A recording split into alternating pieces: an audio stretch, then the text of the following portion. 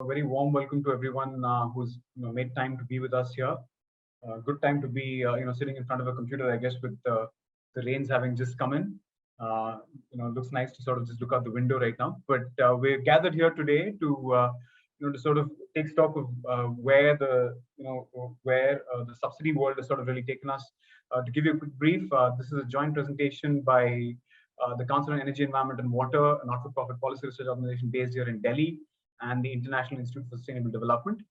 We've been sort of doing the assessment of subsidies and the associated impacts on the Indian economy over the last few years now. In fact, this is the fifth edition. IISD, of course, has had partners in the past as well who they've done this with. And this exercise typically is to sort of really take stock of where exactly is the Indian government spending its money when it comes to supporting the needs of the energy transition.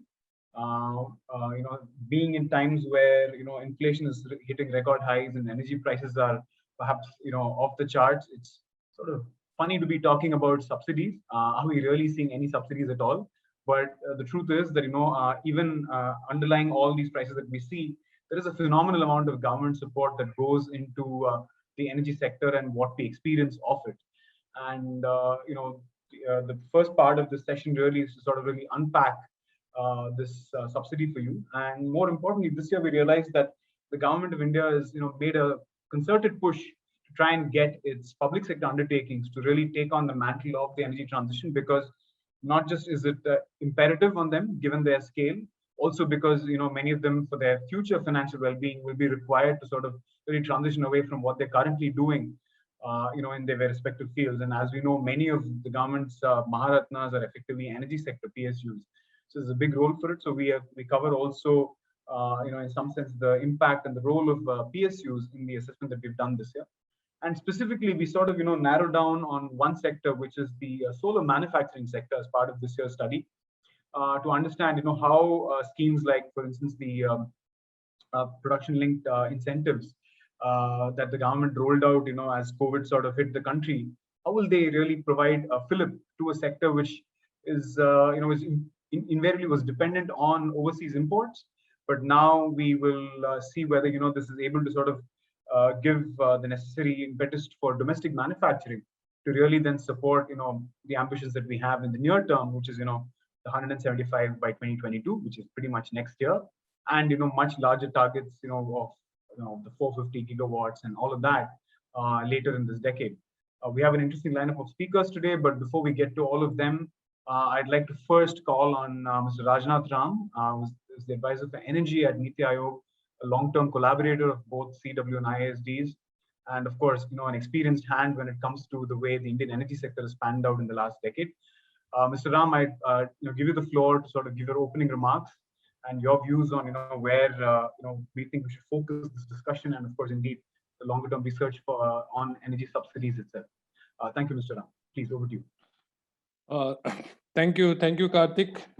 And I want to congratulate International Institute for Sustainable Development and CEEW for carrying out this huge exercise for mapping India energy subsidies and looking forward how the clean energy transition will take place and what would be the role of different players among these.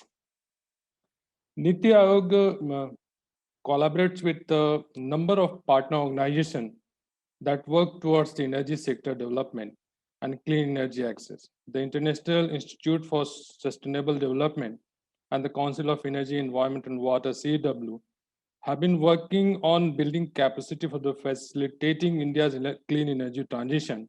And Niti Aayog has been very closely associated with this organization. Niti Aayog has provided support in terms of feedback to the IISD, CEEW, and other partners in their efforts to improve the data transparency and the energy subsidies. It's a humongous task itself because we deal with almost 5 energy ministry per se. We deal with the Ministry of Coal, Ministry of Petroleum, Ministry of Power, Renewable Energy, and then the fifth is the Department of Atomic Energy. So And there is no there is no body which work in a very close coordination with these all 5 ministries except the Niti Aayog.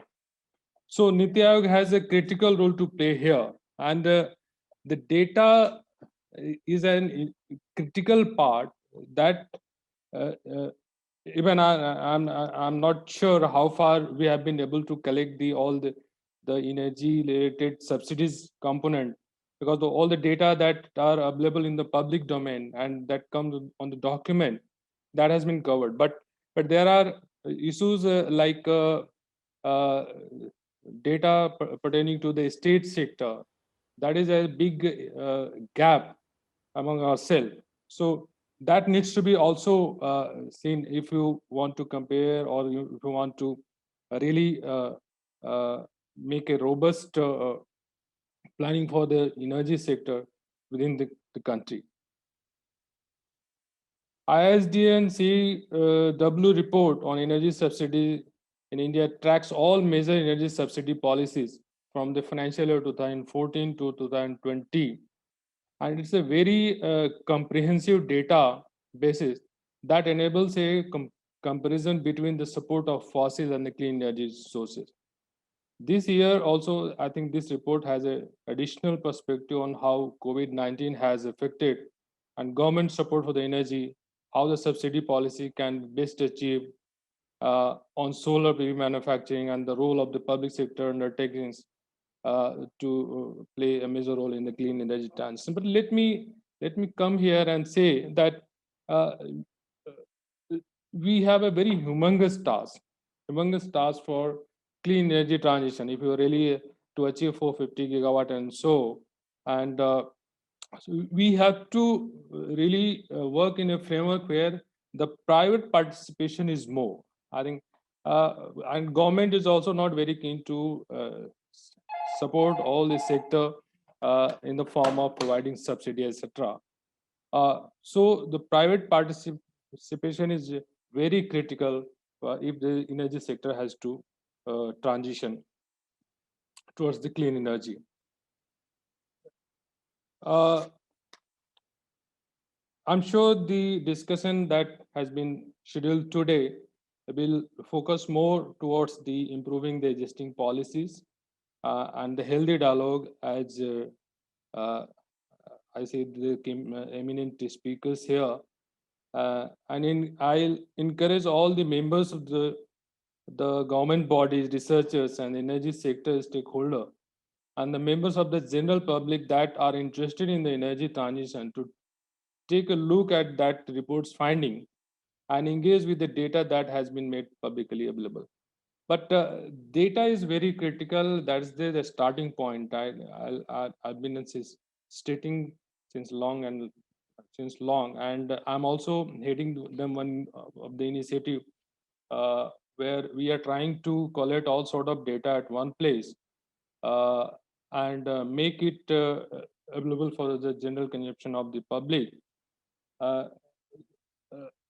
We have collected, we have developed India Energy Dashboard. We are trying to integrate all the supply side data we have tried to collect, and on the demand side, still we are working on.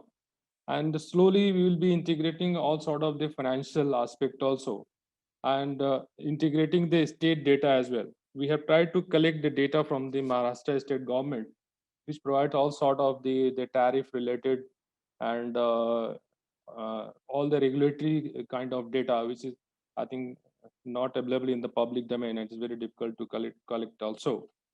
So this is a big initiatives that we are trying, and I'll congratulate once again IISD and the CEEW for carrying out this exercise, and hope this discussion will provide a very insightful policy recommendations how India can look forward and go for the clean energy transition.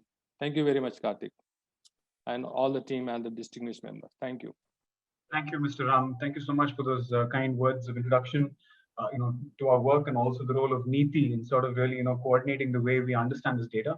As Mr. Ram mentioned, this data is widely available publicly as well. And we hope eventually there will be a place for data on subsidies as well as part of the dashboards and the public interfaces that Niti Aayog will create.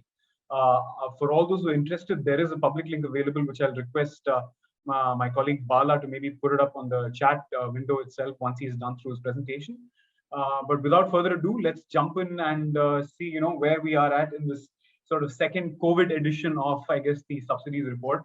We presented one last year, which reported in the pre-COVID times. But then, of course, I think this year's edition, in some sense, still sort of speaks only to the pre-COVID period. But we also have some interesting insights into what has happened, as COVID is sort of struck, and what India has done in response. Will be covered in brief as well. Bala, over to you for the next 10 minutes to take us through the subsidies update. Yeah, thank you. Thanks, Karthik. Let me quickly share my screen. Can you give me a thumbs up if it's working fine? All good, right? Yeah. So everyone, hi, my name is Bala. I'm an associate with IISD. Hope my audio is clear as well. Thanks for the introduction, Karthik, and thanks for the wonderful opening remarks, Mr. Rajnath Ram. So the next few minutes, I want to unpack findings from our report, which is called Mapping India's Energy Subsidies 2021, Time for Renewed Support to Clean Energy. So as Karthik mentioned earlier, this is like the fourth edition of the report, and we've done last three with CEEW. And we follow the subsidy inventory, at least. We follow the WTO agreements on subsidies and countervailing measures methodology, which has 4 mechanisms. So now we have data over 7 years, starting from FY14 till FY20. So it's quite a time frame. So now you can see that the numbers that I'll be presenting today has been adjusted for inflation. So it's in real terms. We cover 5 different types of 5 different energy types: coal and oil and gas, which are the fossil fuels, electricity transmission and distribution, as well as renewable energy and electric vehicles. Couple of caveats: one, we don't cover nuclear and large hydro. The other is most of this data is at a center level, as Mr. Rajnath Ram referred to. Because of data constraints and resources, we focus most of the numbers on center level data. So again, as Karthik also mentioned, the data set covers until FY20, but FY21 onwards, we draw on the energy policy tracker. So this energy policy tracker is an online platform which was developed by IISD and 20 other partners, where commitments made post COVID-19, like when the impacts of COVID-19 started to kick in, that has been tracked for across most major economies. So we've used that to draw in some of our assessment for the FY21, along with whatever data was available, including the budget announcement that was made in February this year. So without much ado, going on to sort of the big numbers from the study. Oops. Yeah. So the total subsidies that we've estimated, of course, is in FY20 was over 2 lakh crores, or 2,09,461,000 crores specifically. This is about USD 30 billion for folks who are not familiar with how INR crore conversion works. And the biggest subsidies are transmission and distribution and oil and gas. So it comes to about 1.5% of the GDP in FY20. And yeah, so the subsidies on the whole has dropped since FY14, but has been kind of about the same since FY17-18. The sort of highlight number here is that renewable energy subsidies have fallen from the peak of FY17, fallen 45% from the peak of FY17, and support for fossil fuels, which is oil and gas plus coal, is 7.3 times as much as clean energy, which is renewable energy and EVs. Of course, this is based on whatever we've estimated, and we'll discuss a bit more about this in the next few slides. So again, this is basically a breakdown of the same for FY20. And again, T&D is about $18.2 billion, oil and gas is 7.8, coal is 2.1, renewable energy is 1.2 billion, and EV is 160 million, but it's getting there. So let's see what it means. And we've identified some trends for each of the energy types, and I'll talk through one by one, starting with coal. So the value of coal subsidies have actually declined steadily from FY14 till FY20. And the biggest subsidy that we estimate for FY20 is the concessional GST. So coal enjoys a 5% GST rate as opposed to other minerals which are at 18%. So there is a difference from the benchmark. The other big coal subsidy is coal washing regulations, which account for almost 1,000 crores. It must be noted that in FY21, there were a couple of major non-subsidy support measures given to coal in the form of rollback of the coal washing regulation, as well as a 3-year further extension on the mandate to comply with air pollution for thermal power plants. These, in the end, push the cost back to the society and can have health impacts. On oil and gas, the subsidies have actually fallen quite sharply since FY14. But there has been a reversal in trend since FY17. Actually, it has gone up 16% from FY19 to FY20. And the largest sort of component within this is for LPG, which is close to 30,000 crores or $4.2 billion. A sort of a point must be made here, or like congratulations must be given to the government for phasing out under recoveries for various petroleum products. It started in 2010, and right now by FY22 there is no allocation for kerosene, which was the last fuel which was receiving this under recovery, and there has actually been no dispersals last year. One other sort of point of concern or question remains LPG subsidies. So our data runs till FY20, but in FY21, the LPG subsidies were effectively removed under the DBTL. And this has not been reinstated since then. So there is a concern of access to clean cooking, which needs to be discussed, which I hope we discuss more in the panel. The next one is the big one, the electricity transmission and distribution subsidies. It is 1.2 lakh crores in FY20, and it can very well be over 2 lakh crores if we account for cross subsidies. Basically, industrial consumers are priced higher, and that cross subsidizes residential and agricultural consumers. And this can easily be well over 2 lakh. So we did another study a while back, and in Jharkhand, we found that the top 2 quintiles, like the top 40% of the people in the wealth index, they absorb 60% of the subsidies, as the bottom 2 quintiles only absorb 25%. This goes to show that there is room for improving and targeting the subsidy measures, and there is also a need for better transparency and reporting, if not for like reducing electricity subsidies, but at least for improving the DISCOM finances and helping them come out of the financial hole that we know they are in now. The next one is the renewable energy subsidies. As you can see, they have kind of tapered from the peak of FY 17-18, and there are around 8,600, about close to 8,600 crores now. This is for a variety of reasons, including like solar and wind have kind of reached market parity now, and the cycle of subsidies that was initially given comes to an end. There has also been a slowdown in investments over the last couple of years. It must be noted that when we were in the process of collecting data, that the disbursed subsidies for renewables were a bit lower than the budgeted amount. So this is also something that needs to be kept in mind going forward.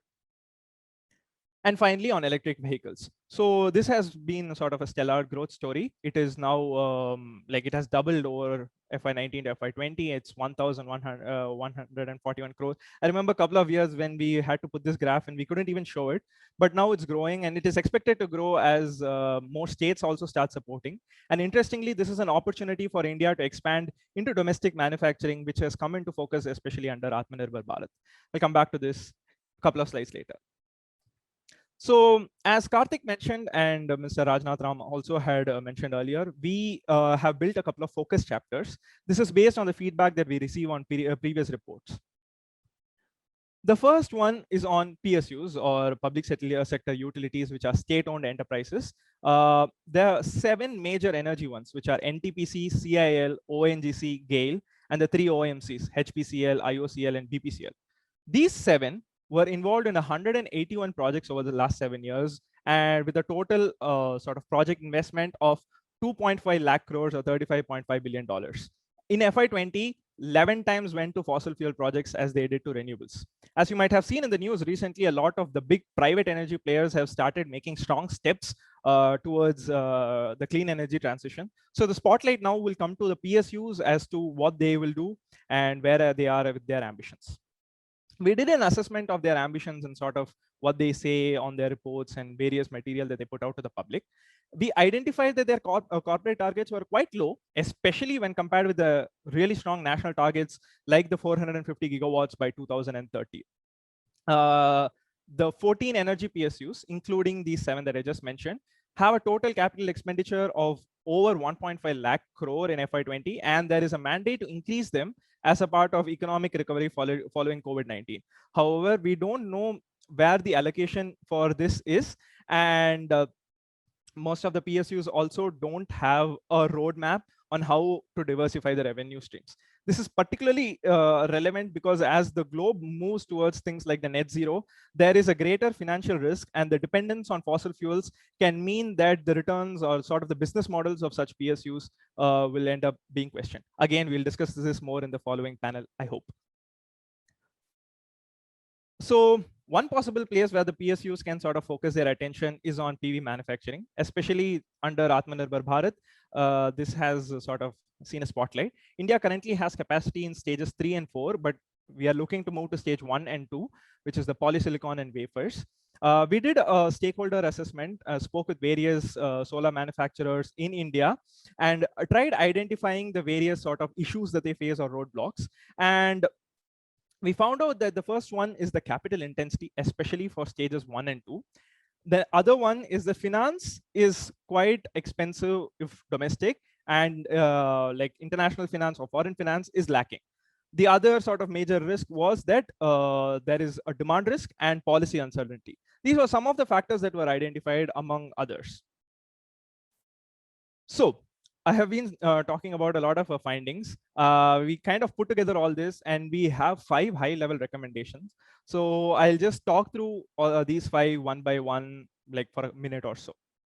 The first one, which basically lends the title of the report as well as the theme of today's discussion, is to identify, design, and implement a new generation of support measures to clean energy technologies, especially the emerging ones, with the aim of meeting the 450 gigawatts by 2030 target. This includes technology options like grid integration and storage, DRE, offshore wind, green hydrogen, and supporting auxiliary infrastructure for electric vehicles, clean cooking, and so on. The next recommendation is to maximize resources for reforming the power sector. So the power sector is kind of the bottleneck in some sense, where for us to transition because of the situation of the finances of the distribution sector especially. So we should utilize whatever plans that we have to maximize the resources into sort of reforming the sector. This can include, among other things, a joint program between a center and state to fill in the knowledge and data gaps and try identifying guidelines and measures through which targeting can be done, especially like the ones that I had mentioned earlier about Jharkhand. The third one is to expand the scope of clean energy under Atmanirbhar Bharat, basically go for a green industrial policy and try addressing some of the issues like the ones that we had identified for the solar PV manufacturers, things like creating a demand side certainty, and states should focus on building healthy manufacturing ecosystems and provide research and development support all along the manufacturing chain so that for improving prices and the quality. The next fourth big policy recommendation is capture the environmental and social costs of coal power. So such rollback measures can push the cost into society, but at the same time, we are cognizant of the impacts it can have on the consumer prices. So this taxation must be done in a gradual way. And most importantly, the revenues collected from these taxes must be redirected towards communities which get affected by the transition, like the coal communities or the coal mining communities, as well as for improving the health and social welfare model of the country, which has seen a spotlight, especially after the COVID-19 pandemic. Finally, it's time for Indian PSUs to sort of increase their ambition. Government must provide a mandate, a clean energy mandate, to direct their sort of increased capex towards clean energy, and PSUs by themselves would need to find key partnerships and explore diversifying their business model and building roadmaps for decarbonization, ultimately with the goal of protecting their investors and stakeholders from the risk of a fossil intensive portfolio. On my last slide, I just want to throw back to the point that even Mr. Rajnath Ram raised about data transparency and availability. So support to an energy sector goes beyond subsidies. It covers things like investments made by public finance, PSUs, regulatory support, among others. So the more we have data reporting on this, the better it will be for us to design better policy. And on our side, we have also built a data platform that that Karthik had mentioned, where you can view all the subsidies that I just spoke about, download the data, and do your further analysis. With that, I'd like to thank everyone for attending. And yeah, over to you, Karthik. And if you have any questions, please feel free to put it in the chat. Thank you, Bala. Looks like we're doing very good on time. So we can probably get into like a relaxed discussion with with the group of experts that we've lined up here today. So let me first get into the panel that we have for you. We have three members in the panel. We have with us first Vibhuti Garg, who needs no introduction really. She's an energy economist and the India lead at the Institute for Energy Economics and Financial Analysis, a think tank that's based out of Australia but works on global issues. She's an experienced hand in the energy sector and has worked across consulting as well as other CSOs, and has been a vocal support proponent of energy pricing, subsidy reforms, clean energy access, including access to capital and private sector participation. Thank you, Vibhuti, for making time to be with us. We then have with us Runa Sarkar, who's a professor in the economics group at the Indian Institute of Management, Calcutta, IIMC. She has been working on corporate environmental behavior and sustainability for over a decade. Her interests are in market-based, socially feasible solutions to environmental issues. And she's worked closely with the CII as a sustainability assessor, and has been part of the flagship report that used to sort of be a harbinger of where India's infrastructure really is headed, the India Infrastructure Report in 2010, and that one specifically focused on the low carbon economy. Thank you, Runa, for being with us. And finally, we have with us Jay Kumar Vaghela, who is the head of business development at Fourth Partner Energy, which is one of India's leading solar developers. I think they have a large portfolio of rooftop solar primarily, but in recent times they've also made use for their bid to get into the utility scale solar as well. Jay is an experienced hand in the energy sector, specifically in power. He's worked with Reliance Infrastructure in the T&D domain. So Jay is very familiar with a lot of where the subsidy is going, and also with Innovari, which is a US-based smart grid company. And now, of course, he is heading the North and the East region for Fourth Partner Energy. Thank you to all three of you for being with us. So without further ado, let's get into the discussion itself. So I'll first call on Vibhuti. So Vibhuti, you've been part of many of these these subsidy assessment reports, and I'm pretty sure you answer this question every year. But nevertheless, we always have new participants in the audience. We want to understand, why do we talk about subsidy in the first place? Because is that really a big driver across the world? Do we see that as an important driver of the transition, or the lack of? So Vibhuti, if you can just quickly tell us why it's important to study energy subsidies, that will give us all a good flavor of what we're doing today afternoon. Sure, thanks Karthik, and a very good afternoon everyone. Coming straight to the question what Karthik has asked, why subsidies very critical or important to analyze. I feel, given that India has set up huge targets of 40% of installed capacity from non-fossil fuels by 2030, and a 33 to 35% reduction in the emission intensity of its economy by 2030 compared to 2005 levels. Further, we have set up huge targets for electric vehicles as well. So while we have set up these targets, I think it is critical to analyze whether the kind of government policies or the government support programs are actually leading or helping India in the achievement of these targets, or is it like in contrast to what we want to achieve versus what we are actually doing. So I feel it is very critical and important that the government policies and government expenditure in particular is in the direction which help India to meet these goals, and at the same time ensure that the country is meeting its economic growth, and also its other objective of energy access or urbanization as well, and able to also create more job opportunities for its growing population. So all of these have to go along and not at the cost of the other. So yeah, I think that's why we want to understand in which direction the government expenditure is going towards. Also, this become critical if you will see the current circumstances where we are seeing flooding happening in Japan on one hand, and heat waves in US, Canada, and even India. Till about 2-3 days ago, even the whole part of northern India, especially Delhi, we were witness to high temperatures, and it was kind of like Rajasthan desert kind of extending to even to Delhi. So that was the kind of temperature that we were witnessing global warming. So to avoid occurrence of such events, I think it is critical that all countries, including India, invest in sustainable energy choices going forward. And lastly, I would say that given that government is providing stimulus to deal with this COVID-19 crisis, it becomes even more essential that investments are directed towards green stimulus. So while we do kind of ensure that we are on the path of economic recovery and economic growth, but the objective should be if it can be driven by green stimulus. So that's where understanding this whole subsidies and other investments by public institution becomes critical. Great. Thank you, Vibhuti, for laying that clear. Make no mistake, subsidies, while, they sort of have this negative connotation, at the end of the day, where many countries have gotten to with their energy systems and their economies, right, really relied on government support in a big way. I mean, today, if China is, the biggest sort of, supplier of, whether it's solar panels or batteries or EVs to the rest of the world, really, it's on the back of, massive subsidies that the government of China has basically provided.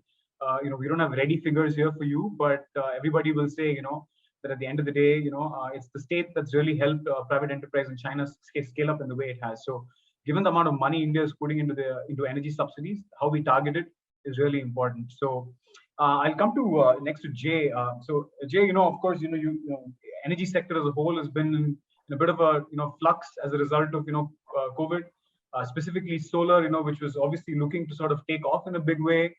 Given we have this target of 175, seems to have faltered. In fact, the other day I was looking at this chart, which actually showed grid scale solar deployment and rooftop solar at in the same scale. I realized that rooftop solar is going up, and at the same time grid scale has come down significantly in the last year, right? So obviously things are not looking too well, but being where you are, what's your assessment of what Corona has done to sort of the outlook? Notwithstanding the shock of 1 year, how long do you think it will take for us to sort of get out of it? And your prognosis, so to say, as we start the discussion. Perfect. Thank you so much, Karthik, for the question.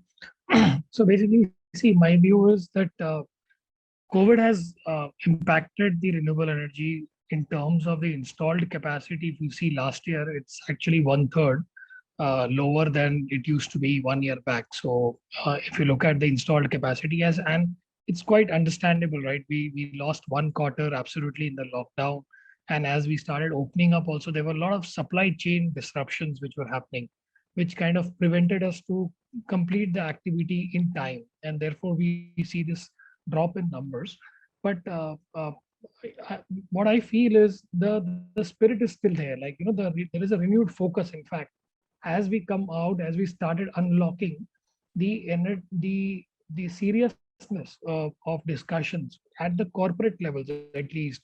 So we primarily focus more on CNI. So I can tell you on that front, there is a lot more seriousness in discussion now, and there is a kind of an urgency to complete the projects also. Like they have a target that by this year we should reach a particular percentage of renewable energy.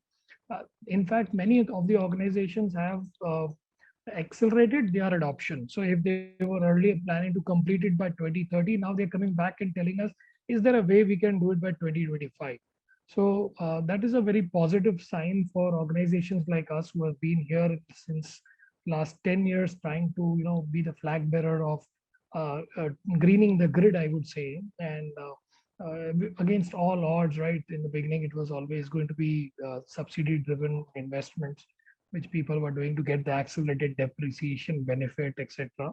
But now with the green energy also becoming lower than the normal brown power, this has got its own momentum now. So I see it this year should be more or less equal to the pre-pandemic year. And then the year next would be obviously going much more better. The growth rate should come back. Okay, it's good to hear. So, in the research community, we have a lot of groups that say, that given that RE seems to reach some parity of sorts, notwithstanding, all the time of day variation, all of it, we should soon start sort of really treating it on par, and removing some of the SOPs. What is your view on that? Do you think it's time to sort of really pull the rug from under the feet, or is sustained support still something that's needed for the sector? Of course, you will say yes, but how do you justify it? So honestly, to tell you, it's not it's not black and white, I would say. The answer is somewhere in between. So there are sectors which still need support. And I'll go a little macro level, like, as Bala showed us in the, the chart, the kind of subsidies which are there. 1.3 lakh crore subsidies are being given to T&D, and that doesn't account the cross subsidies, which is about 75,000 crores. Now just imagine that if we are able to pump in this kind of subsidy in residential solar, in agriculture solar, and completely wipe out this differentiation in the tariff, the residential and the agriculture will also pay equal to cost to serve for any DISCOM. The entire the debt which the DISCOM is in will be wiped off sooner or later. Like, we are talking about, I still remember, like, there have been, every 10 years there's been a bailout of DISCOMs, and this year it's that the frequency has come down to 5 years now. So we need to act on these things. So my answer to your question is, the CNI segment doesn't need subsidies for renewable energy. So that definitely, the economics only will make it happen. But residential, agriculture, when the scale is small and the costs are for a particular residential consumer is a little prohibitive for him to invest, there is where the government should direct subsidies. And over a period of time, we will see the subsidies from cross subsidies moving out from the tariff, and that will overall improve the economic system of the power sector. Sure. But you remember, it's a zero-sum game, right? You can't give them and give you. So only one of you gets it. Let's hope we manage to find our priorities well. Great. Runa, so over to you. So, you've of course been looking at corporate environment responsibility, right? And we see a lot of Indian firms, at the international stage, specifically the private sector. Names that come to me are the likes of, I think Dalmia Cement, right? They've been, permanent fixtures in India's, delegations to the COP, for all the good things they do for the environment. So private sector, of course, seemingly, flag bearers for the energy transition, cleaning up our production and all of it. Where do you see the public sector sort of really playing its role? Do you think they're sort of, shouldering a fair bit of the burden, or are they kind of just checking the box because government of India is sort of under pressure from, international commitments to, show that there's progress being made? Mixed bag, I guess. So if we are going to look at it, the way I'd say it is, firstly, understand that most of the large public sectors, like as has been identified in the report, are essentially tied to the energy sector, right? And they're tied to the fossil fuel sector. Where they are not, or where they're not directly power generation, if you're looking at steel, if you're looking at the large cement construction plants, etc., what happens is, generally in terms of levels of efficiency, they are starting at a lower base as compared to the private sector. Which means, for example, the kind of promises that Steel Authority of India makes to say that, look, this is how much we are going to contribute to India's NDCs. If you look at the extent to which they are going to contribute, it seems fantastic, it seems great. But the only reason they are doing so much is because they are starting from from a much lower base. So yes, from that point of view, you could say that perhaps it's checking the box. But having said that, the public sector organizations shoulder much more responsibility than just making profits and just planning growth. So much of their decisions are driven by what the government says or what the priorities are, that it can sometimes be very difficult for them to move faster. So one has to kind of balance both out. But having said that, just commenting on what my other colleagues have talked of, see, the big problem when you're talking about subsidies is to realize that you need to target them, right?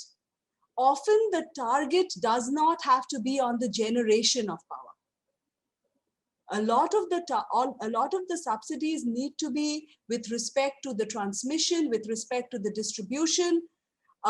Distributed generation is becoming very important, but probably not enough resources are going to support that, right? So even if you're looking at the way the private sector has handled this, the idea is to take cues from the private sector to realize what does not need a subsidy. because that's a clear business case that's going to work.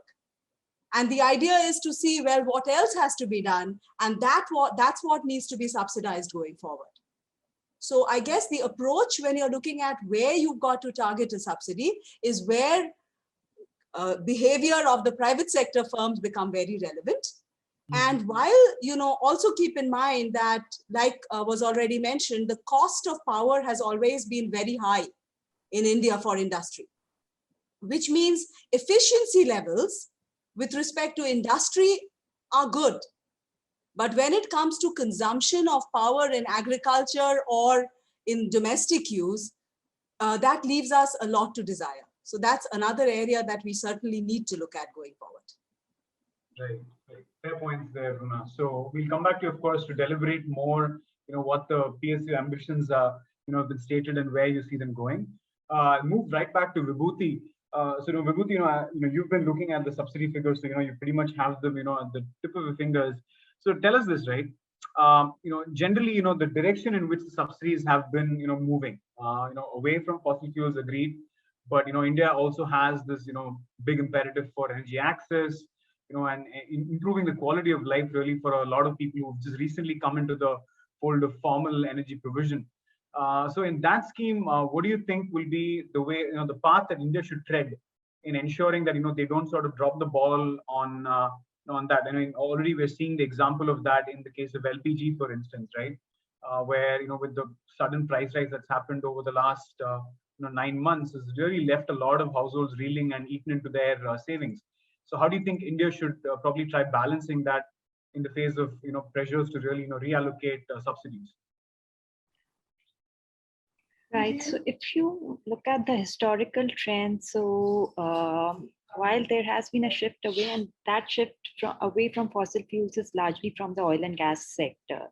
So government has undertaken a lot of reforms in the oil and gas sector, on account of which we have seen a massive reduction in subsidies going to the oil and gas sector per se. But on the same hand, we have seen that subsidies to renewable energy have also shrunk in the last 3 years. It reached a high in the year 2017, but beyond that, we are the level of government support programs or the level of subsidies to the renewable energy sector has gone on, which is very much, I would say, right in the sense, because they are already, they are anyways competitive on their own. So they don't need any more government support, especially the grid connected renewable energy. But if you look at other government schemes, so we definitely, I think I'm gonna echo some of the things which both the other panelists have said. Residential. So when we say residential, so we primarily are talking about more of solar rooftop in the decentralized renewable energy space.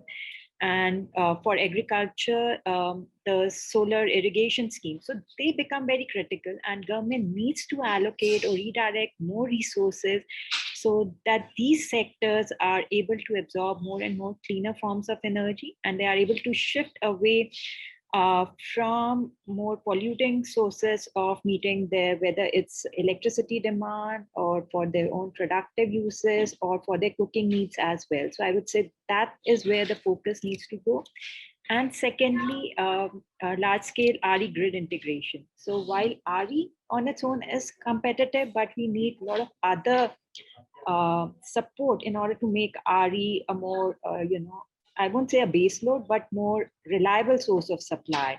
So whether it's battery storage or whether it is grid modernization or digitalization. So all these elements needs to be, I would say, need more government support in that direction. So I think, yeah, these are the future technologies that would need government support and shift away from fossil fuels to cleaner energy.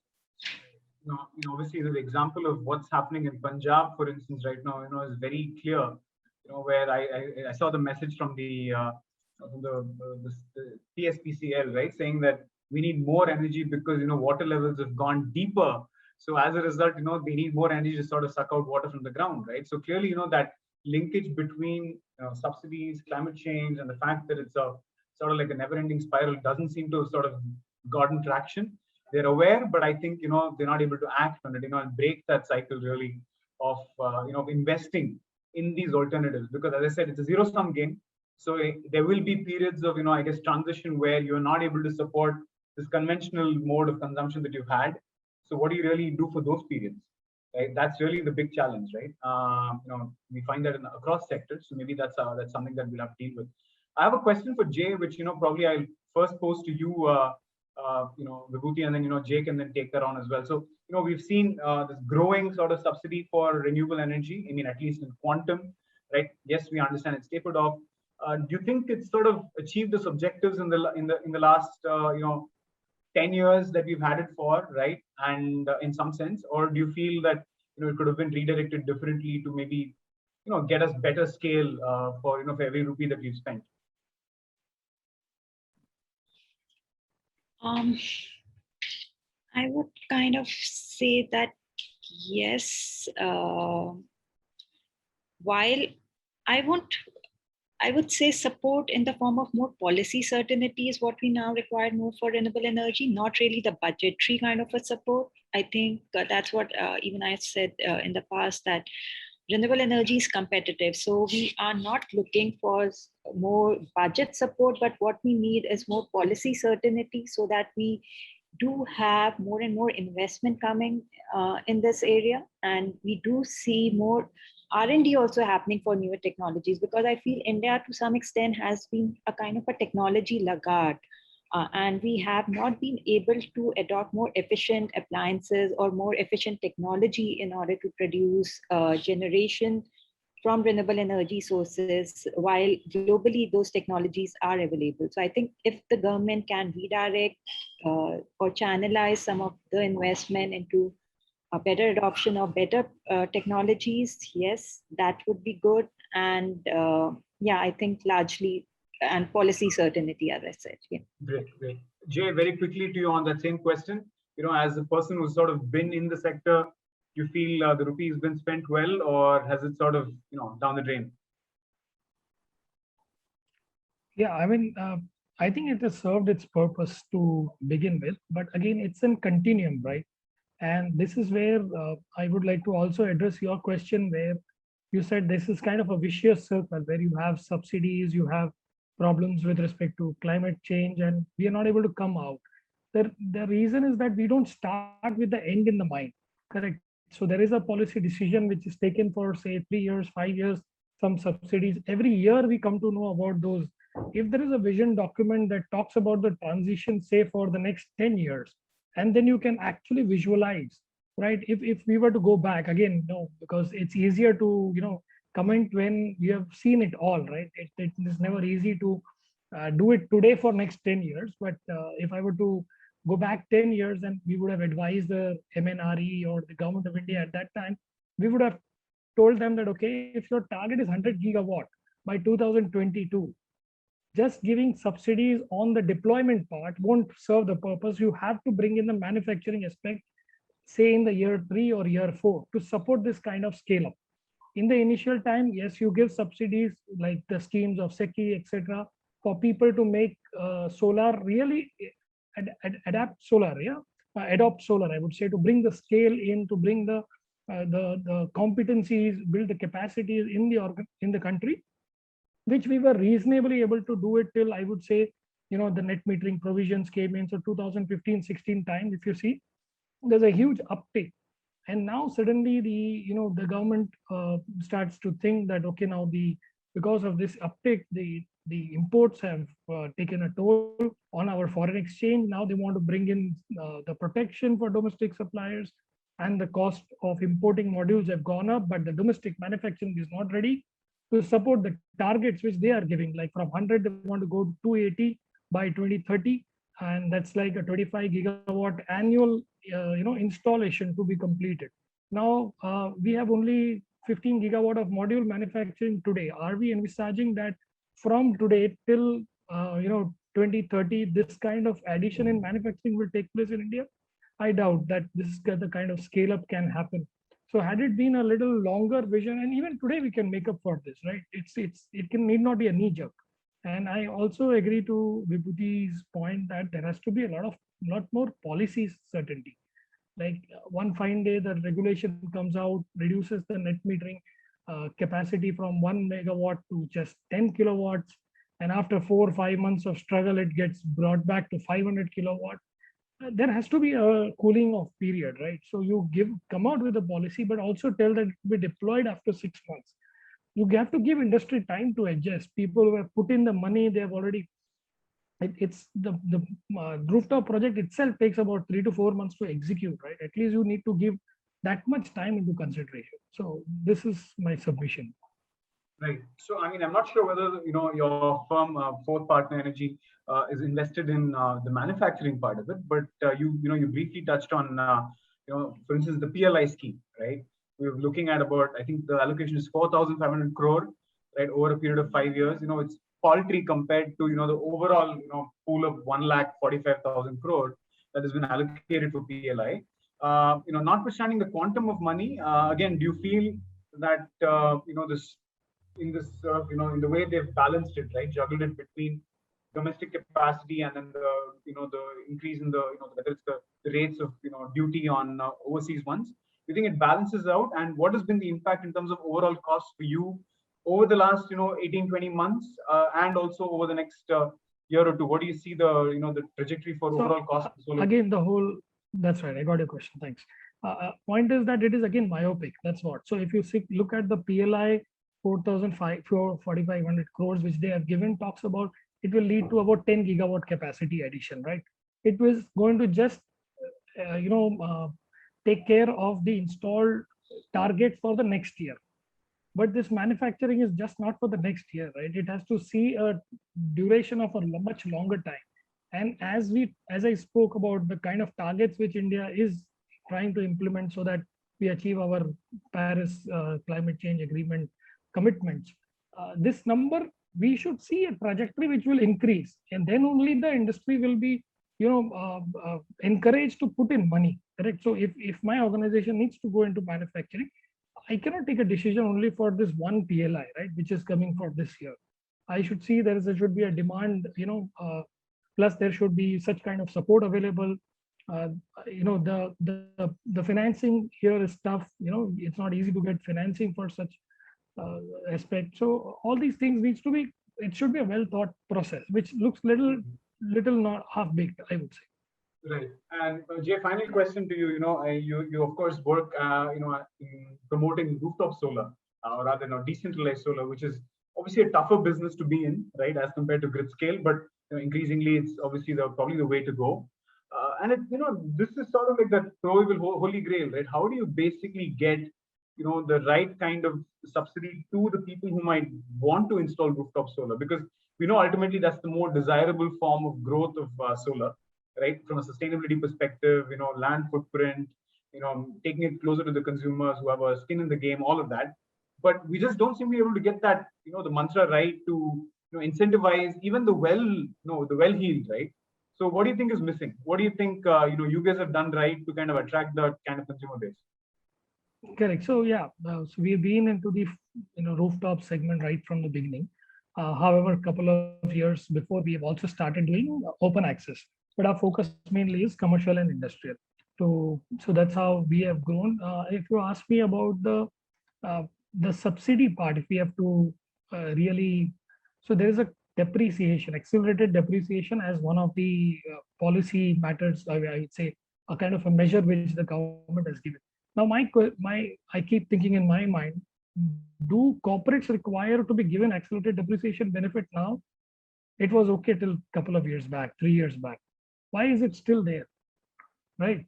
So, and is this accelerated depreciation benefit available, making any impact for a residential or an agriculture customer? No, right? So there has to be, a kind of a tailored approach, I would say, for particular segment. So we need to support MSMEs. The MSME segment requires to adopt solar much more rapidly, because as Runa Madam perfectly mentioned, that the cost of power in India is the highest in any of the developing countries. Okay, now if we are able to, and power is one of the biggest factor in the cost of production, right? If we are able to reduce this input cost, we will be much more globally, competitive, and we'll add more factories, we'll do more exports, and overall as a country we will benefit, right? So we need to bring in, targeted subsidies for MSMEs. Need not be for large organization. They can afford to put their own on-site or off-site solar. You need not have to give accelerated depreciation to them. The residential part, maybe we can give them the direct subsidies rather than, because accelerated depreciation doesn't work for them. So there used to be schemes earlier where if 50,000 per kilowatt is the price, then 10,000 will be given by the government. Now the issue there was that this was always on the paper. It never came through. Can we make this frictionless? Right. Can we make it easy for a customer that all he has to do is there will be a certificate given online and the money gets transferred. That's it. He doesn't have to go and ask to any nodal agency, give 10 applications and follow up for 6 months to get his money. Sure. Yeah. Can we do all these things? And then, yes, I think this can take off. Good. Runa, so, coming to you, we've seen, of course, PSUs are under tremendous pressure, just to stay alive, so to say, in the way we are seeing, that mix in what is needed to be produced, in the economy and what they're producing and the efficiency with which they're producing. Despite all of this, and notwithstanding the constraints you've talked about, right? Like they have other priorities that government of India sort of steers them towards. They have social obligations, right? Which makes them inefficient at the heart of it. How are they sort of, ensuring that they don't go the way of dinosaurs, in the way that, they invest, for instance, right? I think Bala presented some statistics around, how they've invested in fossil heavy sort of, investments, right? Knowing full well that, maybe, 10 years down the line, they may not be viable, right? So how do they sort of react to this atmosphere right now? And what can sort of really change the way they think about, investing in sustainable development? Okay, so let me address this question from the point of view of the political economy of fossil fuels to start with, all right? Because we are looking at the public sector. So, if you're looking at coal, you do realize that coal essentially forms to a great extent the backbone of our economy. From mining to power, and then to powering the rest of manufacturing, right? And all through, you understand that coal is contributing to the exchequer through taxes and other things. So somewhere in the back of our minds, when we're looking at the public sector, you realize it is these kind of vital sectors that form our PSUs. All right. Now, having said that, now you also would see in the report that NTPC, by the way, is probably doing the most in terms of investing in green energy. All right. However, you would also see that in terms of total investments, NTPC would also probably be the highest investor in fossil fuel. Right. So both things are happening simultaneously. Why? Because NTPC as a company has to provide enough power for energy access for the whole country. No amount of renewable energy, given its current growth rates, is going to meet that. So at some level, this is the conundrum that our power PS or our energy PSUs are in. On one end, we are trying to meet an energy deficient or the increasing demands of an energy deficient economy till the pre-COVID times. At present, yes, demand is depressed, but that's not, I hope, going to be the same going forward. So therefore, you are going to have investments in fossil fuel. That can't be avoided. Having said that, these are also the organizations with the largest amount of resources which could be invested in clean energy. What are the kind of ambitions that they are doing? Of late, I guess most of the PSUs are investing more in wind as compared to solar energy. So there seems to be a lot more interest in wind. You also therefore have, again, the value chain of public sector enterprises. So for example, you have BHEL, which has invested a lot of energy into developing technology for providing wind energy. So it kind of dovetails in that manner quite well often. So if we are looking at the ambitions of the public sector enterprises as to how they would invest in clean energy going forward, as Vibhuti rightly said, there's a huge need for investment in the right kind of technology and R&D. So for example, I see that the US Department of Energy is currently working on research to see how coal could be used as a construction material. So essentially, rather than use coal to generate electricity, you're using coal in place of cement. Now, so investing in technology for alternative uses of fossil fuel first is going to be critical if we have to move towards this clean energy transition.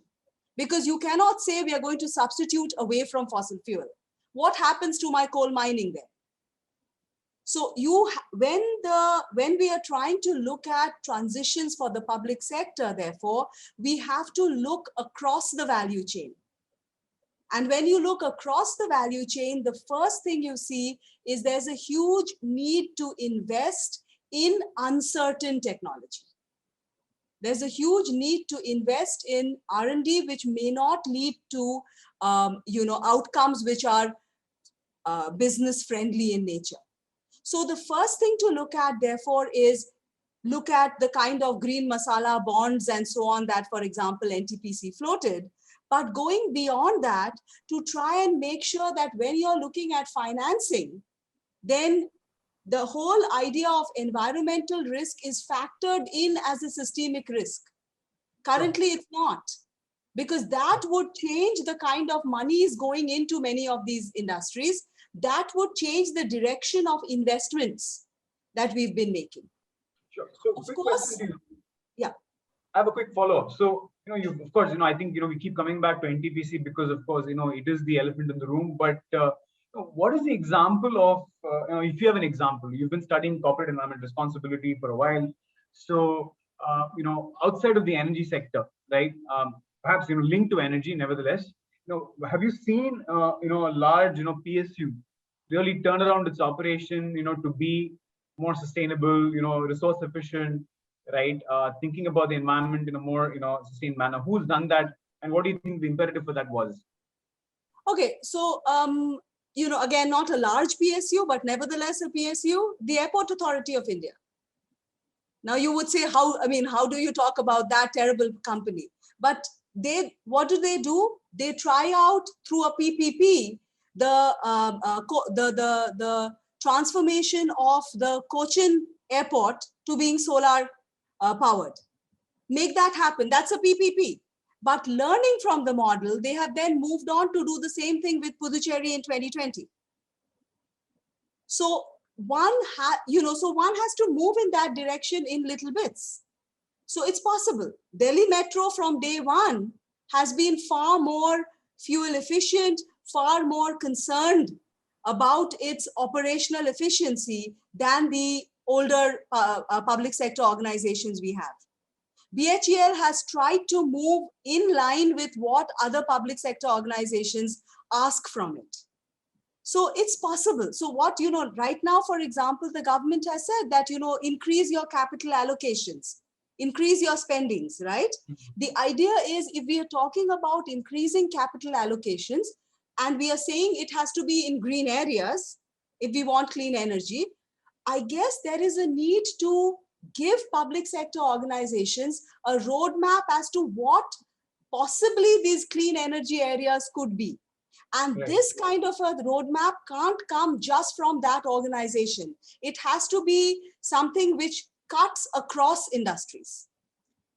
And that's right. what we'd be trying to look for. Sure. And so, to close this particular discussion, do you think, being under the shadow, so to say, the beck and call of Government of India is a boon or a bane for public sector industry? In the way, for instance, would they have done better had they been, allowed to operate, as per market principles? Or do you think benefiting from, maybe the deeper pockets the government has, right, the ability for the government to sort of really drive policy in a coherent manner that might suit their needs, is that better? So what do you think, they're better off being, under the government or, in the private sector as they are today? So that's a tough question, but I remember when we were growing up, one used to say that the organizations, for example, BHEL, have resulted in the best technocrats in the country. People who worked in BHEL, a whole bunch of them actually set up their own private industries and really, boosted heavy manufacturing, private heavy manufacturing in the country. So from that point of view, it's hard. One should really not call it a boon or a bane. I think that's a wrong question. But more importantly, there is a lot of leverage that public sector companies have because of their direct connect to the ministry. There's a lot of leverage the government has because it has the public sector companies along with other private sector companies within the same industry. So it's a matter of knowing that that's almost a direct channel for policy to make an impact. So it's using the public sector organizations as your experiment, as your channel to experiment a new idea, and if it works, then blow up a policy on it. If you look at the way we've got to revitalize our entire energy markets. Clearly, our emissions trading is not working, right? So again, that was an experiment, but now we need to change the way it's working. So use the public sector and the policy mechanism to do this better. Sure, absolutely. Thank you, Runa, for that. Vibhuti, sir, just coming to you, taking off from there, of course, we saw NTPC making big announcements, and they're in that business, right, of generating power. So it makes sense for them to get into, a solar-based power generation. But, we saw that Coal India also wants to get into onto the same bandwagon, right? I mean, is that really the way to go, right? For everybody basically having commitments to have, side arms that are all RE generators, because that's like that seems unfortunately to be also the feet of clay as far as India's transition is concerned. Everybody is thinking, power, and making it renewable, right? We're not thinking beyond, right, what the opportunities in the transition are at all. So would you say that NTPC and CIL, for instance, right, going down the same road, is that the way you want it to go? Or do you have other thoughts that you would like to share on their potential transition pathways? Oops, did we lose her? Okay, we did lose her, I think. We will wait for her to come back. But in the meanwhile, let me go back to Jay in that case. So Jay, we've got another sort of, I think, a little over 10 minutes to maybe go. Sure. I sort of want to pick your brain on what do you think is, given where we are at, right, in terms of the support for the sector, right? Uncertainty in the short run, right, because of where demand will be, right? There is a surplus in the power generation space, right? We need to figure out how that's always been there. So what do you think is the sort of like the touch and feel route that government should adopt, right, to ensure that we're well on our way to whatever it is that we want to target, right? 450, 280, whatever it is. So what do you think you would recommend, the progression in the way government sort of supports it from here on? I think the biggest scope of improvement in the entire sector is in the T&D segment, right? So even in the T&D segment, I would say it's more on the discoms. The government is well aware, and as I mentioned earlier also, the bailouts which they have been doing for every 10 years now is the frequency has gone down to every 5 years. Now that is a scary position, and it's kind of a good percentage GDP. So if we are able to move out of this issue, you will see a jump in the GDP if we are not subsidizing these discoms. Although I come from a discom background, and there are certain success stories which the government should emulate, and I think they are well aware of this fact and they are taking actions. But it's just the way it's a concurrent subject and it's a very politically driven subject. Increasing tariff is such a bad thing. It is always on the first page of the newspaper, and you'll have dharnas outside your offices if there is an increase in the tariff. So I think the distribution turnaround, one way obviously is privatization, and it could be opening up the entire T&D, like segregation of wire and supply. These two things I think could be one way where we can change the sector around, because generation, I think the amount of investment which has gone in generation is very, I would say, very encouraging. In fact, if you see, as you were rightly mentioning, it's about close to 50% is on, we are capacity utilization is there currently. The demand, maximum demand is close to 200 gigawatt, whereas close to 380 gigawatt is the installed capacity. And even if we talk about the older thermal power plants, which will be due for replacement, still we will be able to supply power there, right? The access part may be a question mark, reliability at the local level may be a question mark, but sufficient generation transmission capacities are there. Sure. Jay was reaching for the stars there when he said, privatization of public enterprise. Again, not an easy thing, right?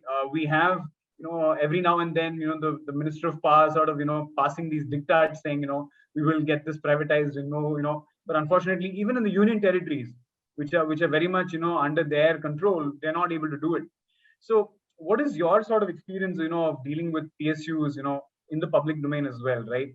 When it comes to privatization, if you have a sense of, where the power sector privatization story has been, what do you think is key to sort of achieving that, that elusive goal of, privatizing distribution, if that's what it is, right? And what first step confidence building measure can the government take to carry out that privatization? Okay, tough ask to start with.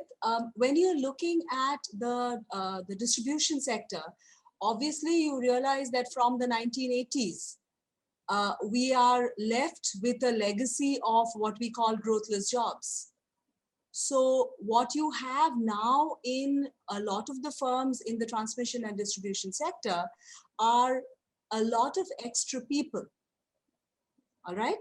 And you meant jobless growth or growthless jobs? I'm sorry. Sorry, I meant growthless job. Of jobless course, growth, right? I was just wondering whether that's a different terminology altogether, but okay, jobless growth. Okay. Yes. So, okay. So what we're saying, therefore, is right now you have a lot of extraneous labor, and extraneous labor in permanent jobs, more so in the context of automation coming in, which should be reducing the number of people for performing the same job. And that is even more critical when you're talking of transmission and distribution, where a lot of the work can be automated. All right, so that's the picture that you have. Now, in this circumstance, privatizing would mean laying off a large part of the workforce and increasing the responsibility of existing workforce to a great extent, both. And therein lies the resistance. Of course, this is a large number of people and a large number of people who are involved in a very critical activity of providing power, which all of us now need. So that's where the problem comes from. I'll actually disagree there, with you, Runa, on this, because if you look at the state of certain in certain states, for instance, right? I mean, Gujarat is a classic example, and if you look at employee to sort of output ratio, employee to connections, whatever, right? I mean, they actually do a fair bit more than, for instance, a state like Uttar Pradesh. So there is also, I think, a case to look at the other side, which is the distribution companies are also stretched. So I don't think it's necessarily a case of large scale, layoffs and retrenchments. I think it is definitely, in places, pockets where automation is definitely there. That probably is a concern, but I'm not sure whether that might be universal across the discoms, in the country. No, for sure it's not universal. But what I'm trying to say is because there is so much of variation. So a discom in UP is very different from a discom in Gujarat, as you rightly said. Sure. Because there is so much of variation, the laggards would certainly not want to change the status quo. So even with respect to privatization, therefore, the concern is if you do it in one place, you will eventually follow with the others. So the best way to do this is block even the most efficient discom from getting privatized. And by the way, privatizing the most efficient discom is not going to give you any benefits. So it's the ones who need it most are the ones who are going to resist it most. Right. I So guess that's where the conundrum is. Sure. We can probably spend the rest of the afternoon discussing that. But Vibhuti is back. I think I'm going to just, sort of quickly restate the question I had for you, Vibhuti. So, we saw everybody getting on the RE generation bandwagon, right? NTPC rightly so, because, they want to stay in the business. They have contracts, they can start supplying from RE. But Coal India also ended up, sort of stating those targets. Is this the way to go? Everybody creating like a, like a subsidiary that generates electricity and supplies it? Because it seems to be the easy thing to do, right? What else do you think is missing, and what do you think, other PSUs, for that matter, right, could potentially do in their bid to, go the clean route? Thanks, and apologies that I lost connection right at the time when I had to speak, but I'm back. And on this, Karthik, yeah, so very rightly, not only NTPC and Coal India, but we are seeing an increasing number of companies kind of ratcheting up their clean ambitions, clean energy ambition. And I would say that raising of ambitions by these companies, both public as well as private companies, is kind of a reinforcement that clean energy is the future.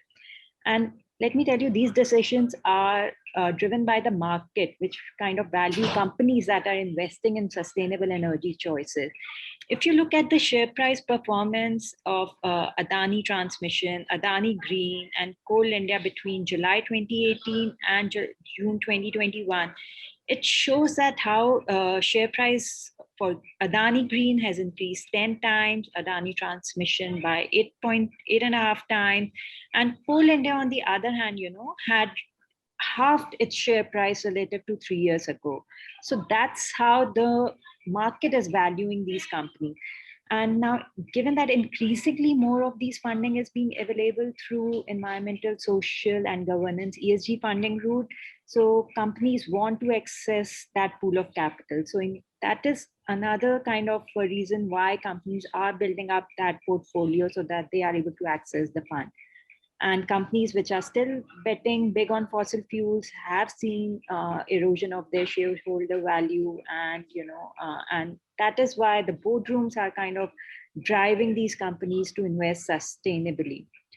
And lastly, I would say that if you look these public sector units and even the public financial institutions are struggling with huge non-performing assets on their books. So we have about $14.3 billion of non-performing assets in the power sector. And clearly, with distribution companies being price sensitive, which is rightly so, because the end consumers are price sensitive and they want to reduce their power purchase costs. And given that renewables are much more cheaper, so investing in these fossil fuel technologies would end up in having more and more of such stranded assets and non-performing assets on their books. So do they want to increase that pool, or whether they go through the other route where there is a huge demand for clean energy? So I think that those are the things which are driving these decisions. Sure. I mean, I think, of course, we understand the reason why, they're all flocking towards, renewable energy, solar PV, so to say, right? But we must be cognizant of the clear opportunity that is there in other sectors, which are, which is sort of really waiting to be tapped. Runa, you've worked, you said, with steel. I mean, steel is sort of like that hot topic where, carbon is likely to sort of remain, core to their operations, right? Unless we truly innovate, right? Of course, now the buzzword is green hydrogen or hydrogen-based steel making, right? We're not seeing, any one of the public sector companies making those overtures. I mean, let alone even the private sector ones, right? Even the private sector ones are being very cautious. I personally feel that, there are the other opportunities that, these biggies must undertake. And I think you rightly said, R&D, right? In sort of these unproven technologies, but ones that we know ultimately will be the disruptors, right, is probably crucial. I mean, do you see, Runa, public sector in the next, 5 to 10 years, being shaped in a way by their responsibility for the environment in sort of taking these big risk moves? Or do you feel sort of, that they're staring down the barrel given how private sector maybe will outcompete them in this space. What's your sort of prognosis? So I would say that left to itself, chances of any of the public sector organizations taking these initiatives on their own, chances are very bleak. But I say left to itself. And the reason I say this is if driven by policy measures from on top, it is entirely possible that they will tilt in these directions, because you also realize that very often a lot of these public sectors have associated R&D centers, have associated laboratories across the country working with them. So they kind of really have the benefit of deploying technologies at all, at research at all kind of scales. But they probably would need a push from the government through the policy. Left to itself, judging by their current corporate, annual reports or their corporate sustainability reports, one doesn't see this mindset of doing something which is, breakthrough in nature. Right. So I think there are exceptions. Yeah, I mean, there are of course exceptions. I think, in IOCL, for instance, given that they've got deep pockets as well, front runners in the hydrogen debate, right? Like, I think they've done a good job. They've done this massive rollout of, e-buses. I think hydrogen buses, for instance, for Delhi, right? HCNG. So clearly, I think there are, exemplars as well. I would also kind of caution you there, because yes, they have, but then that wasn't a jump. That was an existing tech which they built on. What I am suggesting is actually things which are a much bigger jump, because without, incremental change is not going to help us move towards just transitions if we want to do it in carbon. Because the uses of carbon, the uses of fossil fuels is too deeply entrenched. And any move out of it, we first have to find alternative uses. And for that, what we need is disruptive change. So hydrogen is great, but the kind of hydrogen usage that we have seen, for example, with IOCL is not really disruptive in nature. And that's the concern. Sure. Fantastic.